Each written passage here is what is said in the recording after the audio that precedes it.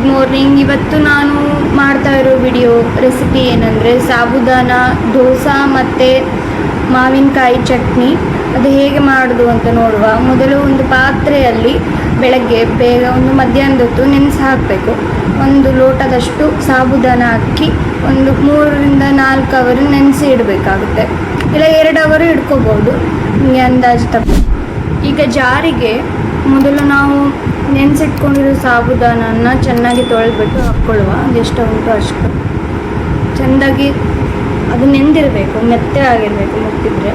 ಮತ್ತು ಅದಾದಮೇಲೆ ನಾವು ಬೇಯಿಸಿಟ್ಕೊಂಡಿರೋ ಆಲೂಗಡ್ಡೆ ಹಾಕ್ಕೊಳ್ಳುವ, ಸಣ್ಣಕ್ಕೆ ಕಟ್ ಮಾಡಿಕೊಂಡು.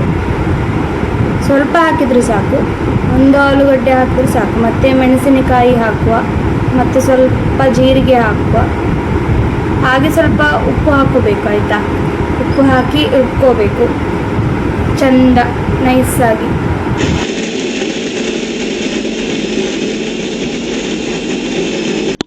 ಹೀಗೆ ಚಂದ ನೈಸಾಗಿ ರುಬ್ಕೊಂಡು ಈ ಹದಕ್ಕೆ ತಂದರೆ ಆಯಿತು. ಈಗ ನೆಕ್ಸ್ಟ್ ನಾವು ಮ್ಯಾಂಗೋ ಚಟ್ನಿ ಮಾಡುವ, ಅದರ ರೆಸಿಪಿ ನೋಡುವ. ಮೊದಲು ಒಂದು ಮಿಕ್ಸರ್ ಜಾರಿಗೆ ಮೆಣಸಿನಕಾಯಿ ಹಾಕುವ, ಮತ್ತು ಸಾಸಿವೆ ಹಾಕುವ. ಸ್ವಲ್ಪ ಹಾಕಿದರೆ ಸಾಕು ಸಾಸಿವೆ, 1 ಸ್ಪೂನಷ್ಟು. ಮತ್ತು ಸ್ವಲ್ಪ ಬೆಲ್ಲ ಹಾಕುವ, 1 ಸ್ಪೂನ್ ಸಾಕು, ಜಾಸ್ತಿ ಹಾಕೋದು ಬೇಡ, ಸಿಹಿ ಆಗ್ತದೆ.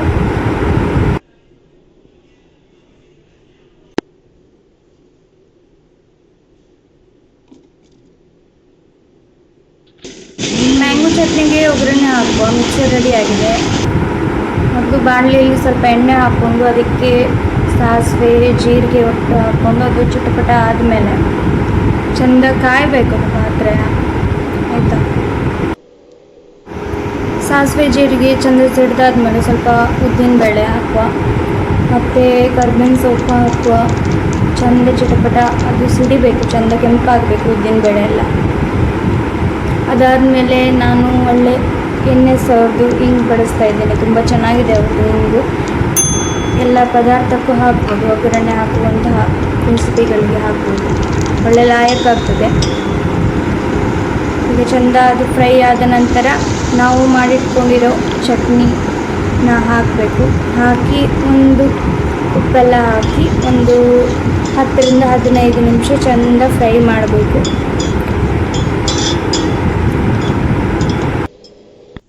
ಬನ್ನಿ ಈಗ ಸಾಬುದಾನ ದೋಸೆ ಮಾಡುವ. ತುಂಬ ಚೆನ್ನಾಗಿ ಬಂದಿದೆ ಹಿಟ್ಟು, ಒಳ್ಳೆ ದೋಸೆ ಆಗ್ತದೆ, ಒಳ್ಳೆ ಸ್ಮೂತಾಗಿ ದೋಸೆ ಆಗ್ತದೆ. ನೀವು ಒಮ್ಮೆ ಮಾಡಿ ಟ್ರೈ ಮಾಡಿ. ನಿಮಗೆ ಇಷ್ಟ ಆಗಿದ್ದರೆ ಲೈಕ್ ಮಾಡಿ, ಶೇರ್ ಮಾಡಿ, ಸಬ್ಸ್ಕ್ರೈಬ್ ಮಾಡಿ. ಹಾಗೆ ವಿಡಿಯೋಸ್ಗಳನ್ನು ನೋಡ್ತಾ ಇರಿ, ನಾನು ವಿಡಿಯೋಸ್ ಹಾಕ್ತಾ ಇರ್ತೇನೆ.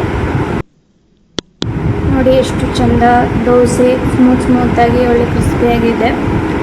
ಈಗ ತಿರುವಿ ಹಾಕ್ತೇನೆ, ಎಷ್ಟು ಚೆಂದ ಕೆಂಪಾಗಿ ಆಗಿದೆ, ಒಳ್ಳೆ ಸ್ಮೂತಾಗಿ. ನೈಟ್ ಫಲಹಾರಕ್ಕೆಲ್ಲ ತುಂಬ ಒಳ್ಳೆಯದಾಗ್ತದೆ, ಮಾಡ್ಕೊಂಡು ತಿನ್ನಿ ಒಮ್ಮೆ.